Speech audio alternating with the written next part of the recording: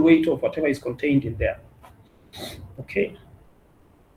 And we did also mention that the earthquake coefficient, which is the fraction that is applied to the weight of the building to give us the total earthquake force, is a function of many factors, and amongst them we did mention or look at 3 earlier in an earlier session. That is the usage of the building, the type of the building, and the ground conditions, if you can remember. So now I want us to move from there and see exactly how we would go ahead to calculate these forces.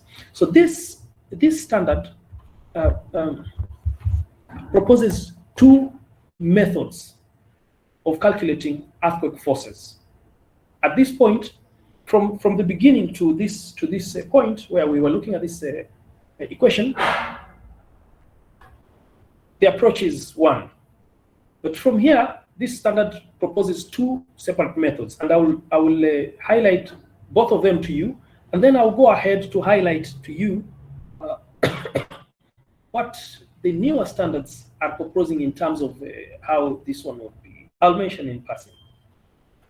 So the first method, which is a more simplified method, it calculates the coefficient C, coefficient for earthquake force C, directly.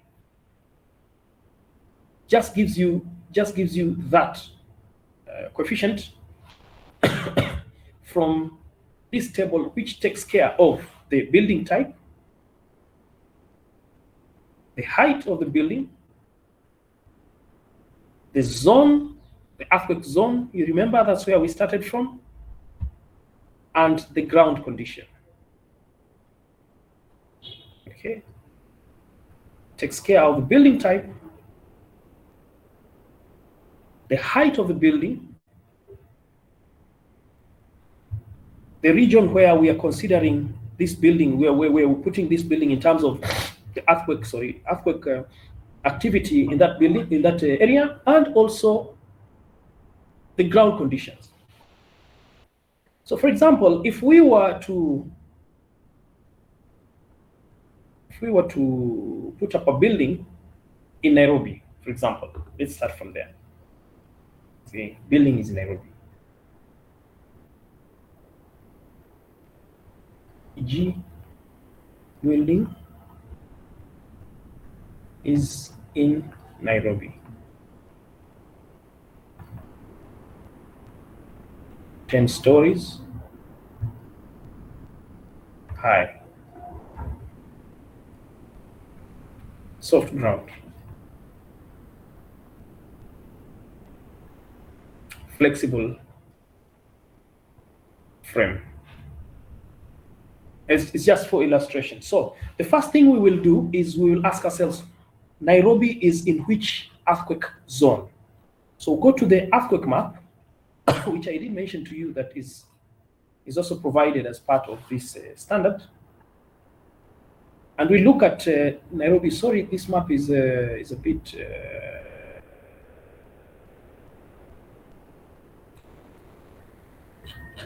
not very clear. Let's open the original scanned.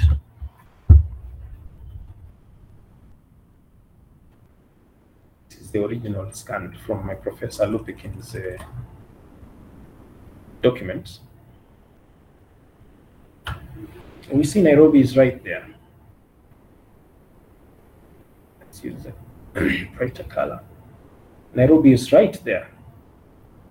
Okay. And is zone 7. Okay. So that's the first thing we want to do. We want to go into the earthquake map and determine which zone Nairobi is. This is as per the Kenyan standard for earthquakes.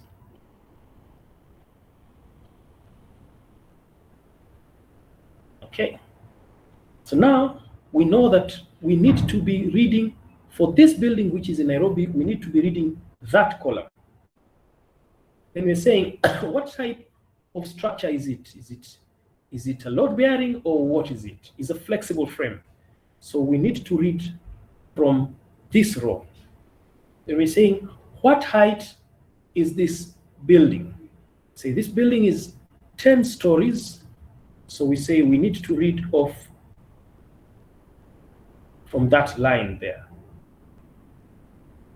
Then we're asking ourselves, what type of ground is it? Soft ground. So we will read the soft ground under zone. So our coefficient of earthquake will be 0.34.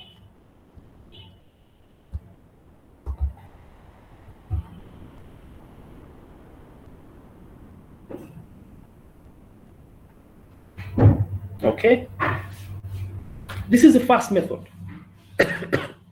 So once we calculate, which we will do probably in this session, once we calculate the total weight of the building, we will simply multiply that total weight, sorry, not 0.34, but 0.034. 0.034.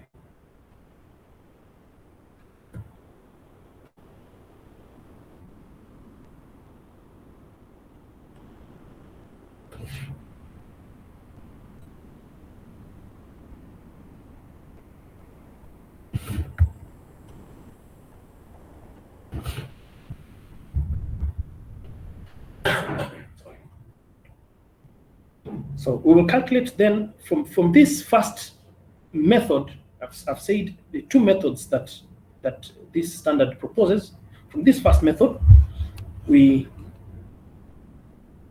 have determined the value of C, the coefficient of earthquake force on the particular building that we are interested in or we're trying to design. We found it 0.034. So then we will just take this number and multiply it with the weight of the building. So if for example, if the building is a simple residential building, then the weight of that building will be as per what is being defined here in A. It's simply the dead weight of the building, the weight of the beams, columns, slabs, and partitions and walls. Okay, according to this standard. So that's how we would calculate the total earthquake force using that first method. Let me even call it method 1.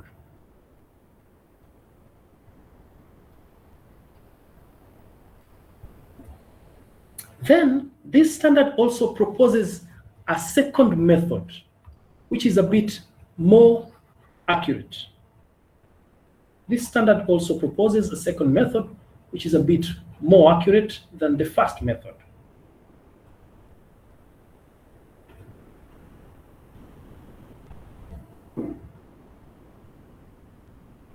So let me call this method 2. Or approach 2, or whatever you want to call it.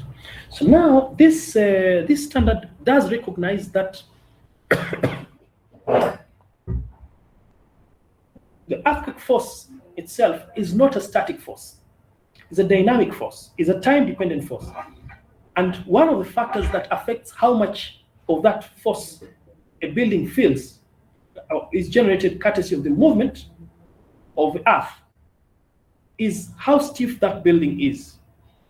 Okay, we did mention that the stiffness of building has a direct impact on how much force the building will feel for any standard or any magnitude of earthquake or earth movement.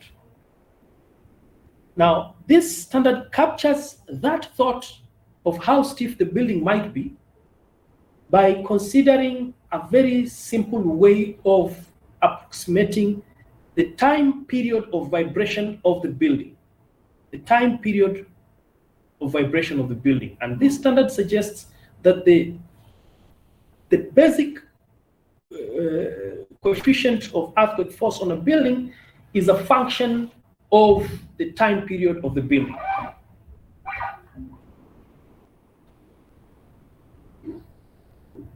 The basic coefficient, the coefficient of earthquake force on a building is dependent on the time period of vibration of that building. That is the basis of this second approach of method number 2. So what it does is that it suggests that one first step is you calculate the time period of vibration of this building. And that time period is calculated using that equation or that equation. This equation was for the, used to call it what? Imperial system.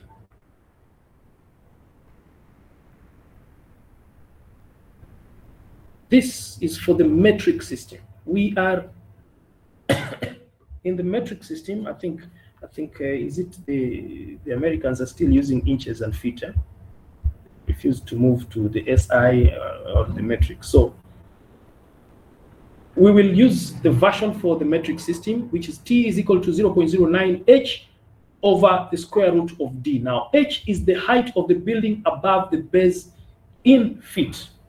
Somebody asked a question about the base, about the effect of the basement. And I said the issue is not the basement, the issue is where the base is. And we will revisit this after this discussion. Once we have finished this calculation, we'll revisit this thought. And maybe you'll give me your opinion at that point.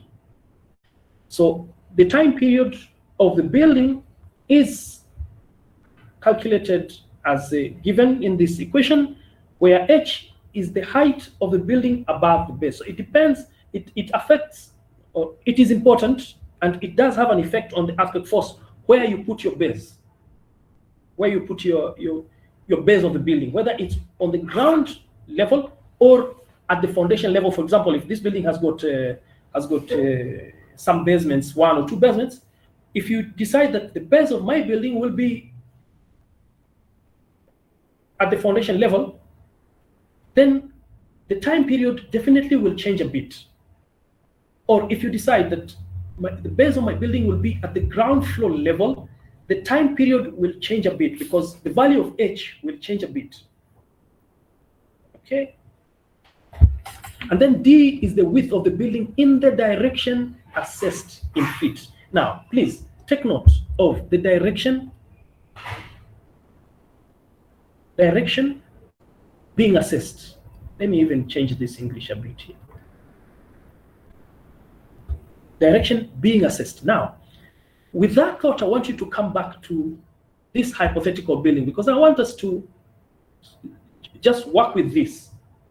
Just want to work with this. So that means that if the building has got a different dimension in that direction and in that direction, the time periods of vibration of this building in the Y and in the X direction will be different. I'll repeat what I've just said. The D is the width of the building in the direction being assessed, either in feet or meters. Okay, of course, feet is imperial. We're not working with that. In meters, in this case. Okay.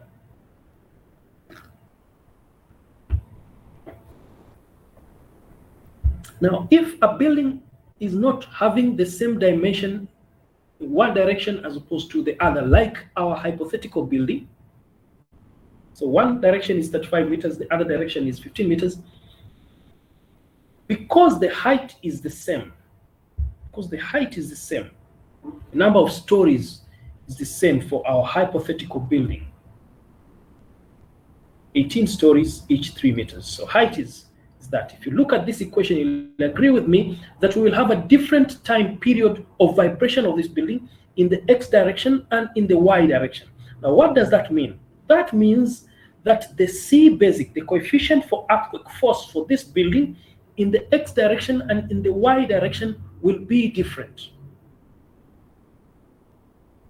Because the time of vibration will be different. The basic coefficient of earthquake force on this building, just because the dimensions are not the same, just because the plan dimension is not square, just because of that, the earthquake force, the total earthquake force that this building will experience if the earth was shaking in the X direction or in the Y direction for the same magnitude of earthquake, the forces, total force on this building will be different, just because the building is more flexible in one direction than in the other direction. Now that is important. With that thought, therefore, you start realizing that because most of the buildings that, okay, here in this country, we are not very keen in doing fancy building designs, but elsewhere, it is very rare to find a regular building, a rectangular building in plan. It's very, very rare. So it makes the whole thought of how you analyze for this time period, if you were to use this standard, it makes the whole thought of how you would analyze a bit more complex. And most of the times, what I have seen we have done before in some projects is we have approximated to say, okay, so this direction, this is the dimension, and this direction, this is the dimension, just to simplify the calculation a bit. This in itself is food for thought. So in this method, the first step is to calculate the time period, the second method. Then we use the time period to calculate the basic coefficient of earthquake force using this method here, with this equation here. So C basic is 0.05 divided by the cube root of T, where T is the time period. Now you will notice that this basic coefficient of earthquake force on the building lacks the site-specific considerations. This basic coefficient that has been calculated to this at this point in the method number 2 lacks the site-specific considerations for earthquake. It lacks the usage, it lacks the type of structure, and it lacks a consideration of the ground conditions. Okay, now because of that, once we calculate this C basic in this method number 2, we have now to make it site specific. And that's where table number 3 comes in. So maybe I can write here, table 3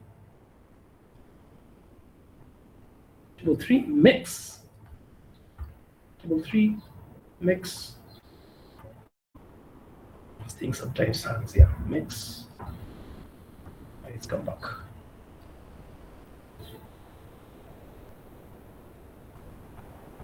C basic, site specific.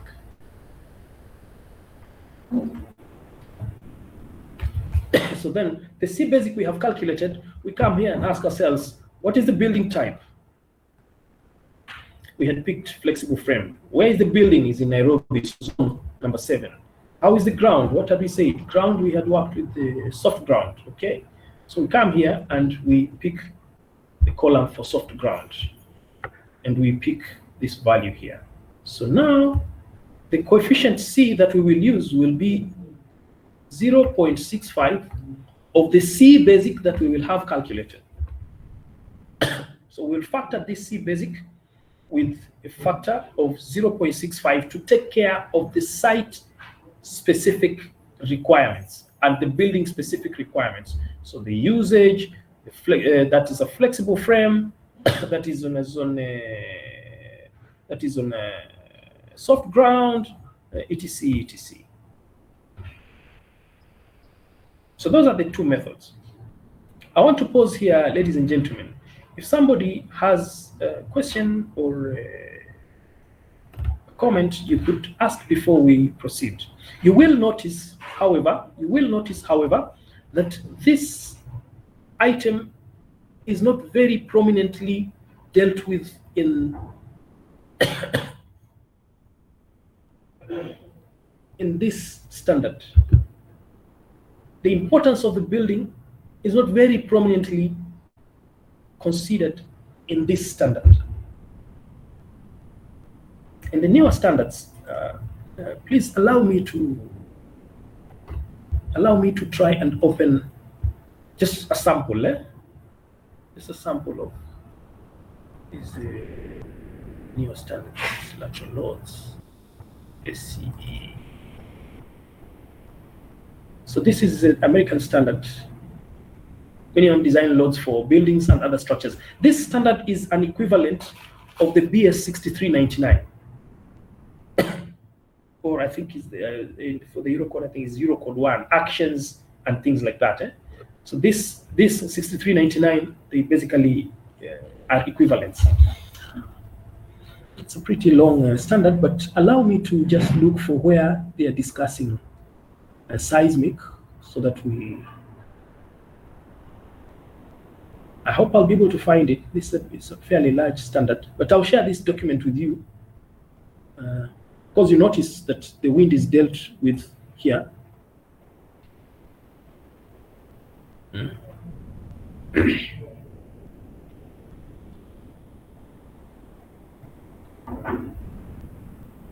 Seismic 109. Seismic.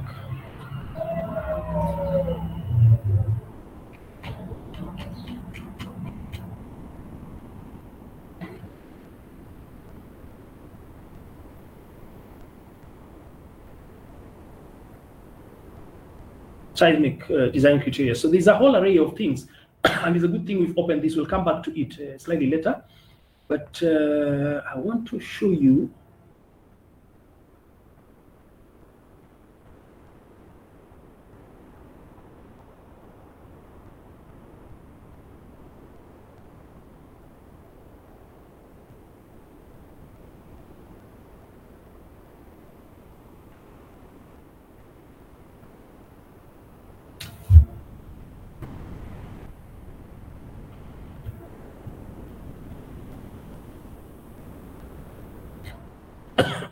I just want to show you the importance of the building and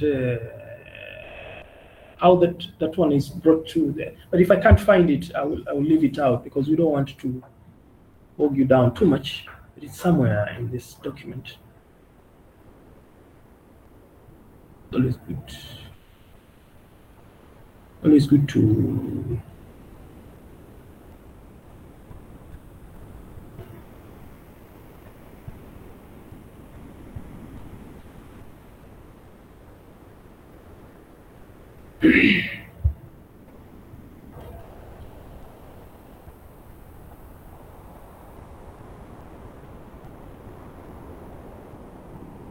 the idea of standards is that you don't read the whole standard. You only pick the items that are important for you. That they're actually reference documents, not like documents that you want to read.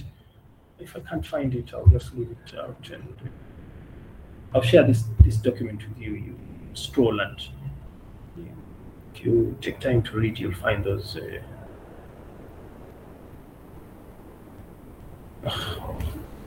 Can't seem to find whatever I wanted. The frustration of having read a standard and then you know it's there somewhere and you can't find it.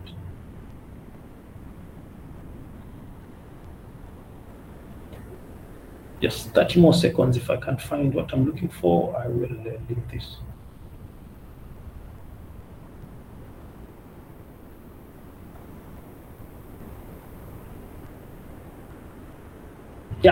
Yeah, this is the clause I was looking for. So when I share with you this document, please read through that. Classification of buildings and other structures. Nature of occupancy. Buildings and other structures shall be classified based on the nature of occupancy according to table 1.1. Table 1.1 is this one here. So we had seen, I think, 5 categories. This standard has got 4, 1 to 4, and it's interesting. It's actually flipped. You remember in this standard that we're looking for, we're looking at for earthquake, it says category A is the most important. Here, category 1 is the least important. Temporary facilities, agricultural facilities, water, and category 4 is the most important. That's where you get, let me make it a bit bigger. That's where you get hospitals, etc., etc. The thought process is the same, but it's just flipped. And you also notice something else, that this being a newer standard is a lot more comprehensive. It's a lot more comprehensive than the than the older standards, even on this very small component, which just talks about occupancy. Okay, so I just wanted to show you that this does exist, and in these newer standards, it's not only that they are very comprehensive in defining these occupancy groups or occupancy categories, but also when you follow up where the wind is calculated and where the earthquake is calculated, this occupancy takes a prominent role. We might not have time to go into those details, but takes a prominent role. This the older standard does not do that. So you find that the issue of occupancy is silent in the calculation for the coefficient of earthquake force for the building in this standard. So that's another item that is a difference between this standard and the newer standards. Let me write that as a note here. Because we can't read all of them, it's important just to mention what might be different between them. So note that building occupancy,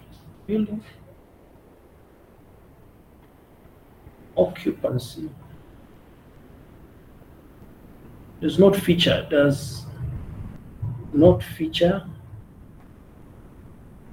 prominently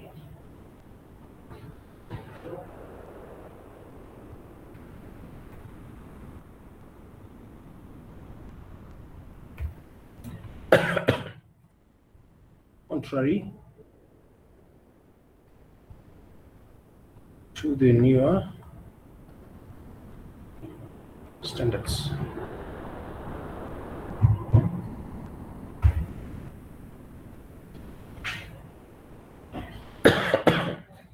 Ladies and gentlemen, at that point, anybody with a question or a comment before we now look at how we would distribute the force? Maybe we need to calculate it first, then we distribute it. For this, I have a question. Yes, please, let me see who that one is. Yes, Caesar, please go ahead. Yes, looking at the first method that you use in this code of practice, I'm looking at those stories. They reach 20. What if what if you have more than 20 stories? What do you do? Very good observation. Very, very good observation. This standard, and I think I did mention much earlier, that it is limited to about 20 stories. Probably in an earlier class I did mention that this standard is limited to a maximum of 20 stories, and anything beyond that, because it is a simplified approach within a certain number of a certain group of reasonable assumptions. Now, those assumptions, they cease to be reasonable at around this height of building. So this is a good observation, because beyond 20 stories, this standard ideally should not be used. A few years ago, it used to be such that if we are doing anything beyond 20 stories, then we would look elsewhere for standards. But now things have changed completely, that we, even below 20 stories, we simply just check the buildings using the Eurocode, which is now what we are supposed to be using in this country. If the building becomes or is very important in terms of, maybe it's a very tall building and it's a and it has a lot of critical elements, the prudent way to do is to do an envelope of the specifications of standards. I'll explain. You would check that building against the whole array of major standards. So you check it against the American standard, which I've just opened for you. You check it against the Eurocode, check it against the BS, which is a bit now obsolete. There are slight differences between the BS and the Eurocode and the American standard, especially in terms of load combinations. Load combinations. So beyond 20 stories, you would want to work with a standard that takes care of the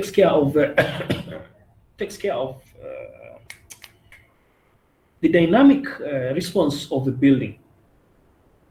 Dynamic response of the building. For example, this standard, I just opened this to show you the load combinations that you need to take care of if you are designing to this American standard. If you pick the Eurocode, if you pick the BS, you find that these combinations are slightly different. These combinations are slightly different from what you would have in the Eurocode, or from what you would have in the older British standard or Indian standard, or whatever, or Japanese standard. I've not read the Japanese standard, so I don't know. If the building is very, very important, it is sometimes prudent to check it against an envelope. For example, these buildings they put up here on your way to Westlands, I'm told they've 40 stories or something. If you find yourself designing that kind of height of building, it doesn't hurt to ask your software to check against these combinations, and then you input in addition the combinations from the Eurocode, the combinations from the older BS, the combinations from maybe the Japanese standard.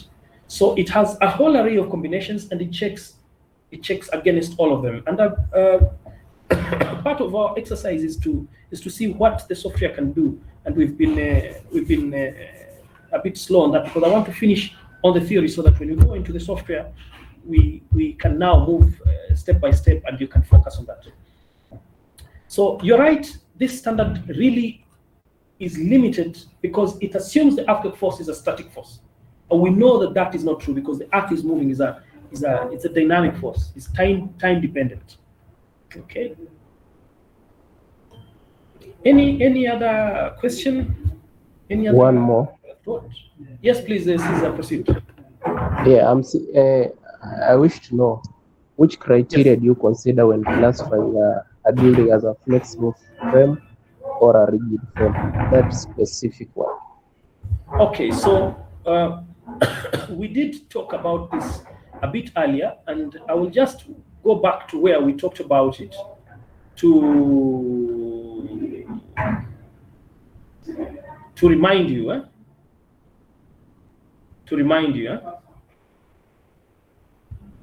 Okay.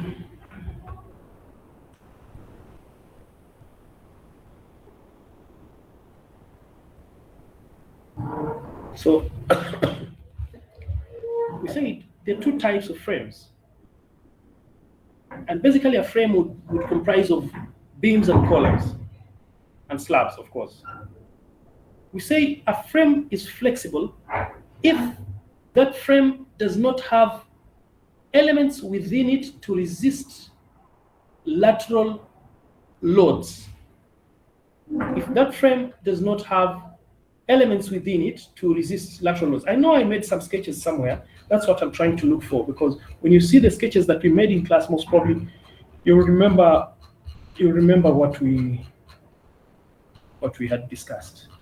That's why you're seeing I'm scrolling. So let me see if I can find them. It will help you to remember better. They're not there.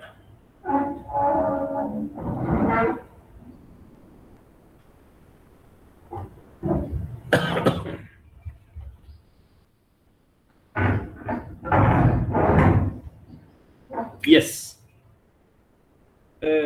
Caesar, on this day, this was 20th, I think we discussed this. We talked about brace frame structures.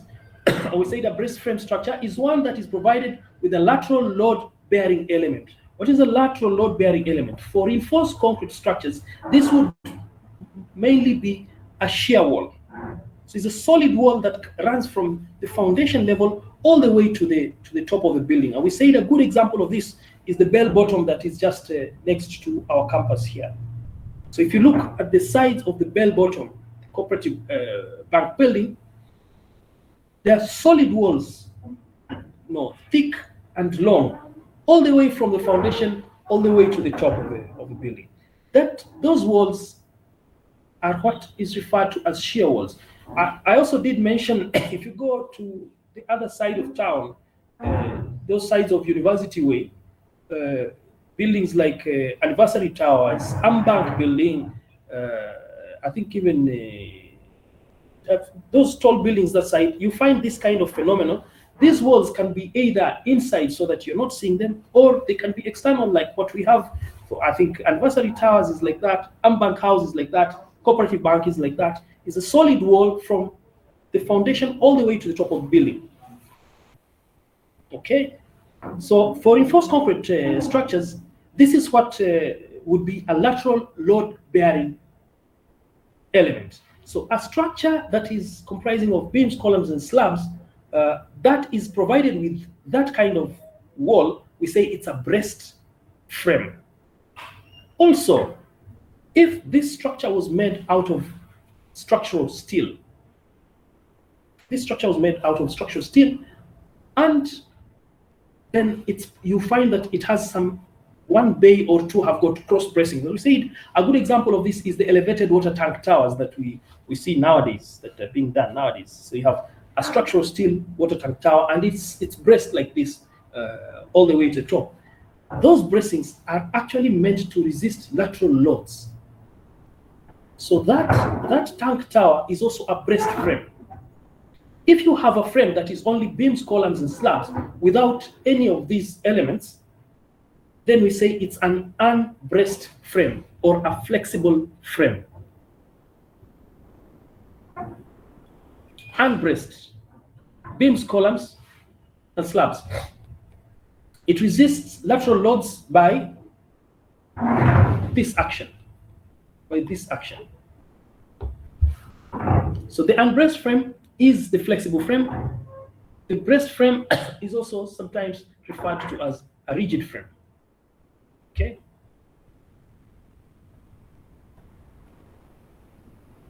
I hope that reminds you what we had talked about. Any other question? Any other question? Okay, so now I want us to put some numbers onto what we have just discussed.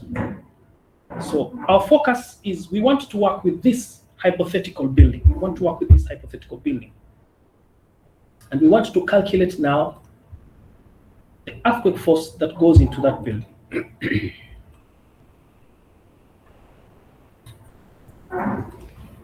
And we'll do that on our document here. Let me put today's date. It's 11th.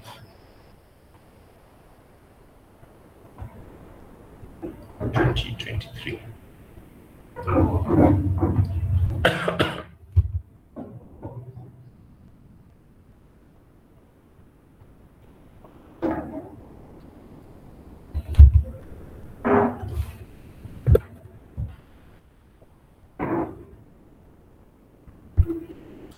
So to calculate the earthquake forces on one building, one can create a table, calculate.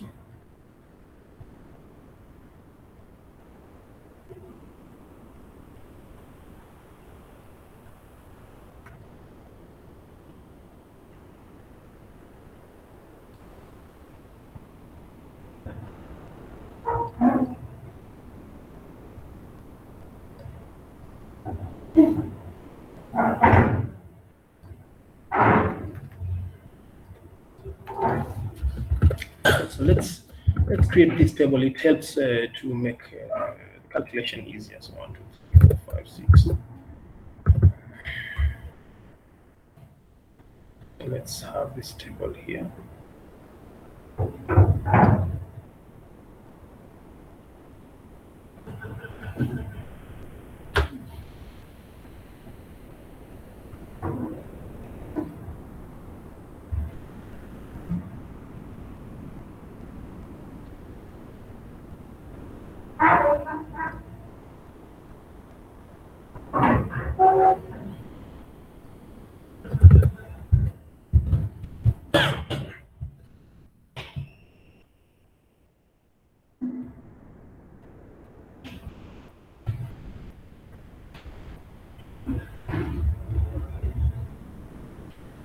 the table will continue. Let's start with these first 4 columns. So we have a flow of 1,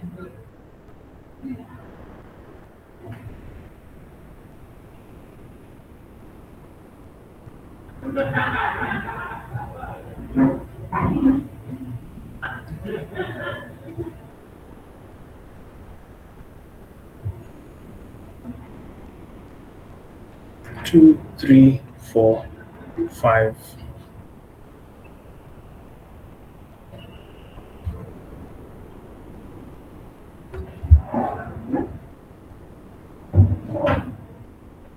Six, and so on and so forth.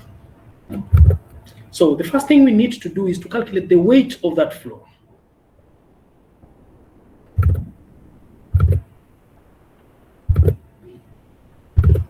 And we'll call that weight Wx.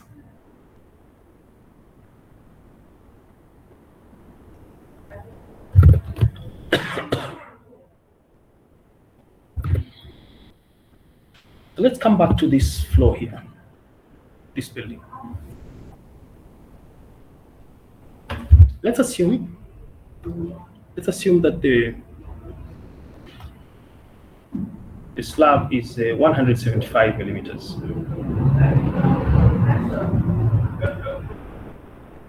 So let's assume it's 175 millimeters thick. 175 millimeters thick. Solid. Okay. Let's assume that all the beams are 600 by 200.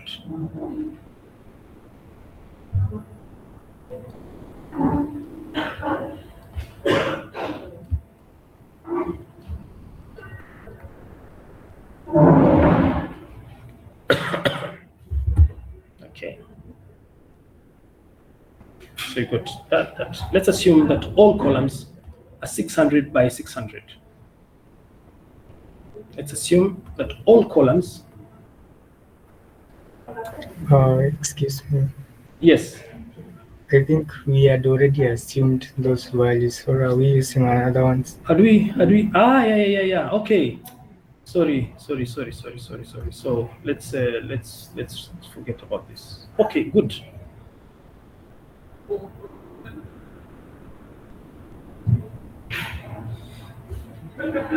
What was the slab? Yes, the slab was 175 partitions.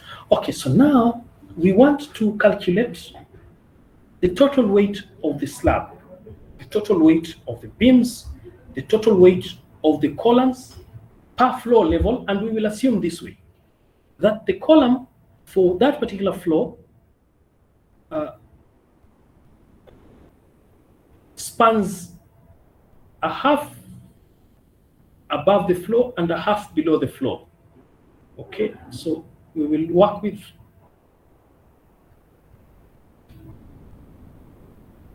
basically the column height will be just 3 meters. Okay, half below and half above.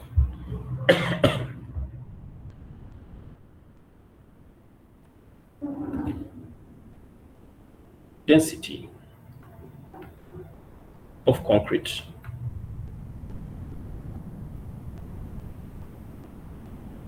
Let it be 24 per cubic meter. This 24 is to the BS standard, is the one that had said 24. The Eurocode, it's a variable. It gives density of wet concrete slightly higher than cured concrete. When you're designing to the Eurocode, most probably you will work with 25 kilonewtons per meter cubed. But for this example, let's assume 24. Okay. So now, what time is it? It's 31.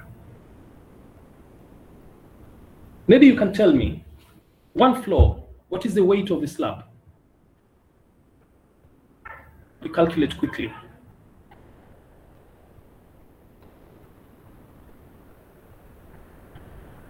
Weights per floor. pull out your calculators and give me these numbers quickly.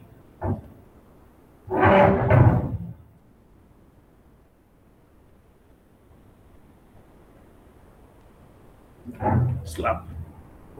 What's the weight of the slab? 0.175 by 35 by 15 by 24. 22.05 kilonewtons. Okay. Beams.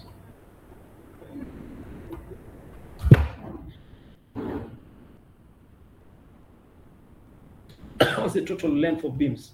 So we've got 1, 2, 3, 4 times 35. So 4 times 35. And then we've got 1, 2, 3, 4, 5, 6 plus 6 times 15. That's the total length. So 35 by 40, 6 by 15, 30 meters. Okay.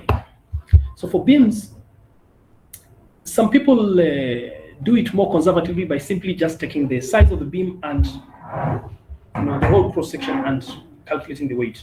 But if you think about it carefully, you'll see that the beam, part of the depth of the beam is actually the slab. And we said, let this slab be 175.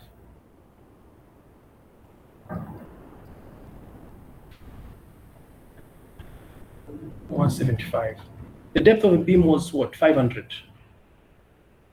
It assumed, yeah, beam was 500 or 200. So the depth that we need to add to this weight of the building is simply 500 by, this is 325. This is 325, and this is 200.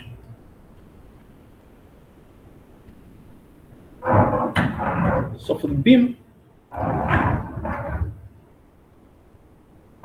we multiply 325, 0.325. Let's make it in meters straight away.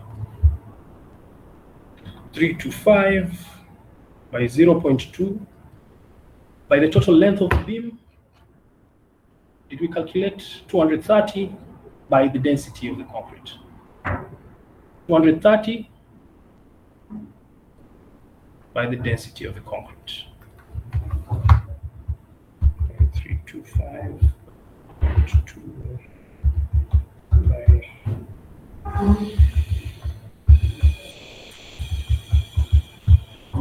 this looks like 358.8 newtons. Okay. So we got the slab, the beam. Now we have to calculate the column.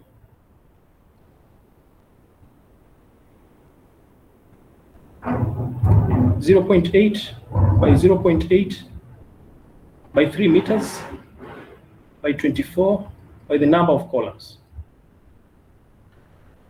It's really simple computation. So we just count the number of columns. So 1, 2, 3, 4, 5, 6 by 4, 24. 24. 24. So that you remember later, this is number of columns.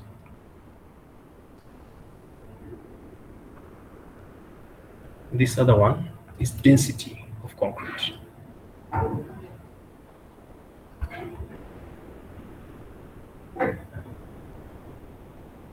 So that there will not be a mix-up later.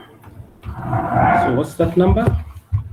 Sorry, I'm going a bit fast because I want to be able to at least. So that's 1105.92. Please be checking these numbers. So we got the slab, we got the beam, with the column. Now we need the partitions.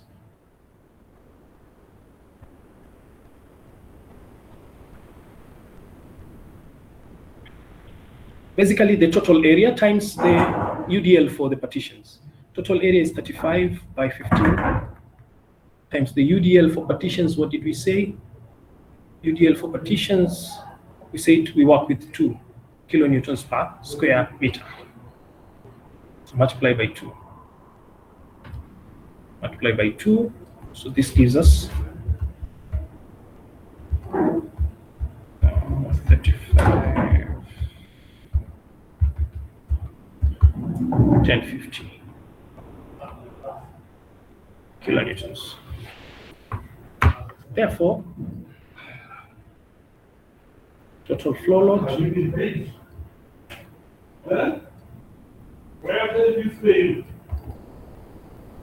would be 1050 plus 1105.92 plus 358.8 plus 2205. Please, ladies and gentlemen, check these numbers so that we don't mess up. If you find that there was an error in our calculations, let us correct it. 1105.92 358 plus 2205 comes to 4719.72.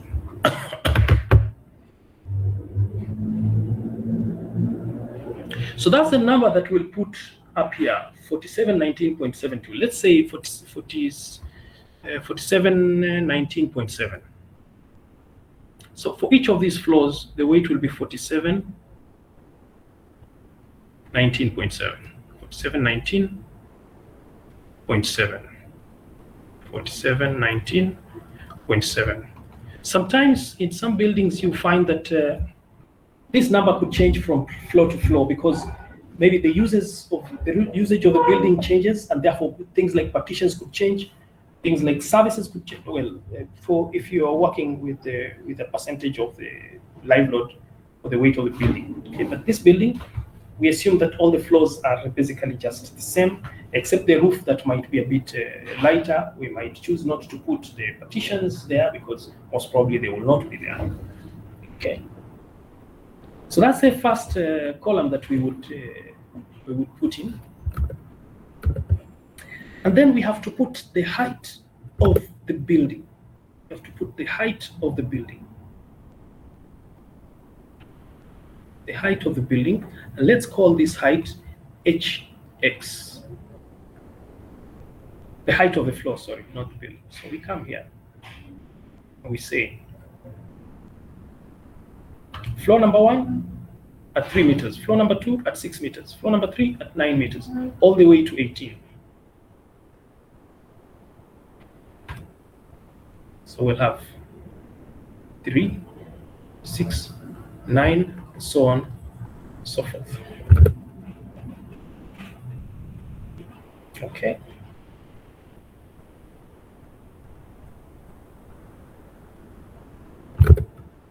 I want to pause here.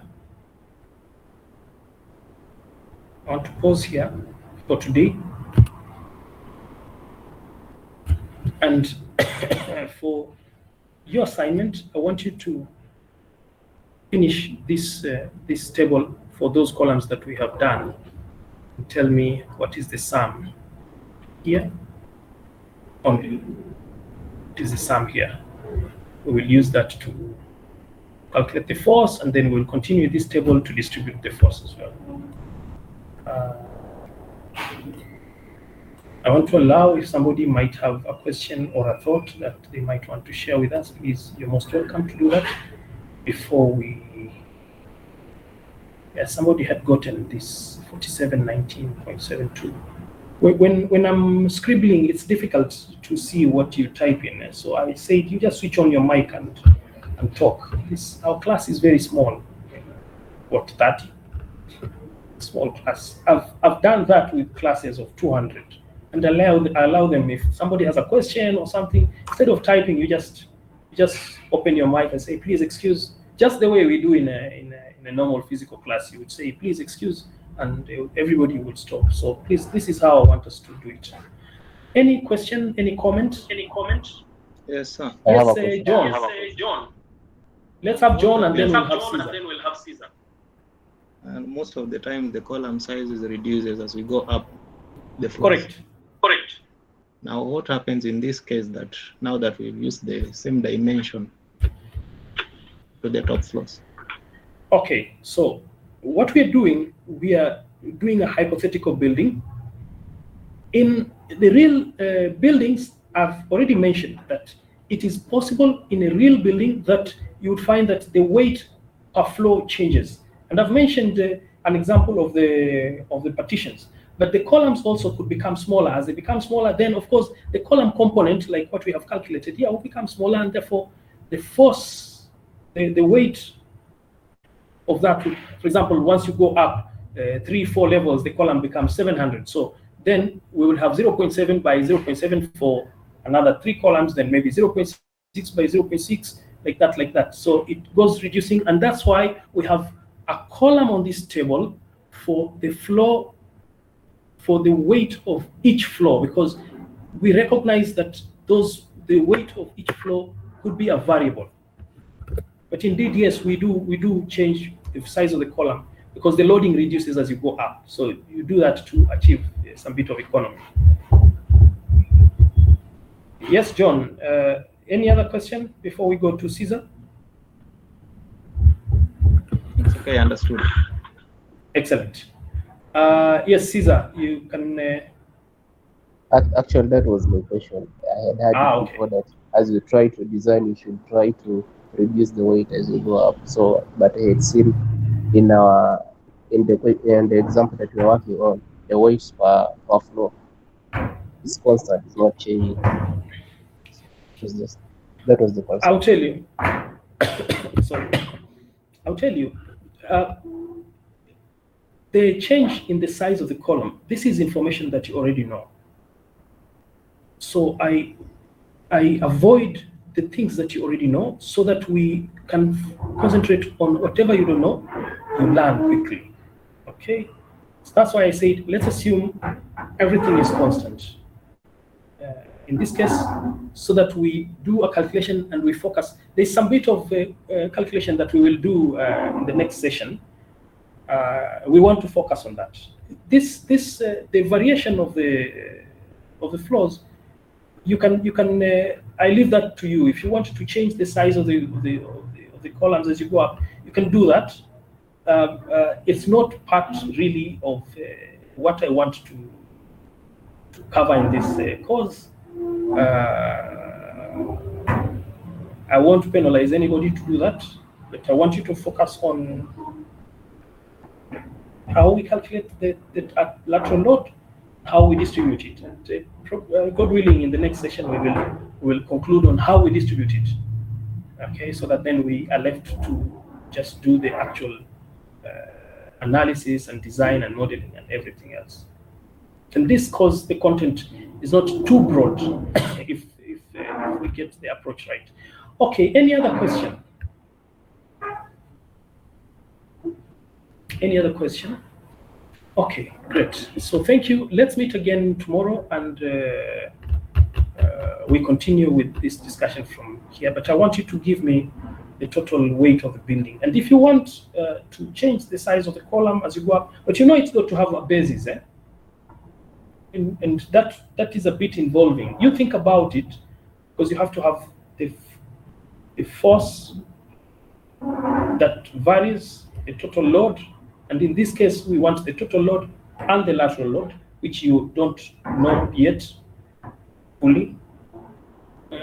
I think let's keep it constant first, and later on you will apply this information.